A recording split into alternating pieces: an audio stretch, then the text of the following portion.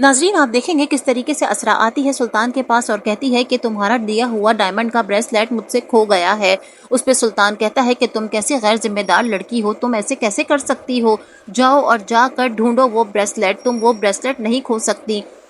आगे आप देखेंगे कि सुल्तान की बर्थडे बहुत ही करीब है और असरा दीवानी हुई है सुल्तान को वही गाड़ी गिफ्ट करने के लिए जो कि सुल्तान ने उसे तस्वीर में दिखाई थी। वो अपने भाई से वो गाड़ी ख़रीदने की फरमाइश कर देती है। सखावत साहब ये सुनते ही सोचो विचार में पड़ जाते हैं कि इतना महंगा तोहफ़ा सुल्तान को देना चाहिए या नहीं।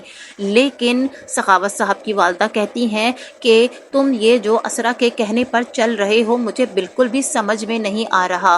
ये सुनते ही सुल्तान की फरमाइशें दिन ब दिन बढ़ती ही जा रही हैं। आगे आप देखेंगे कि सखावत साहब की बीवी भी यही कहती हैं कि देखें नया नया रिश्ता है, कहीं ऐसा ना हो वो हमारी खलूस और मोहब्बत का कोई उल्टा ही मतलब निकाल ले। वैसे भी सुल्तान का मिजाज का कुछ पता नहीं होता, लेकिन सखावत साहब अपनी बहन की मोहब्बत के आगे बिल्कुल ही अंधे हो चुके हैं। वो सुल्तान के लिए इतना महंगा गिफ्ट ख़रीद लेते हैं और असरा जब सालगिरह वाले दिन सुल्तान को वो गाड़ी गिफ्ट करती है तो सुल्तान अपनी लालच को छुपाने के लिए मना कर देता है और कहता है कि मैं इतना महंगा तोहफ़ा तुम्हारे भाई से नहीं ले सकता।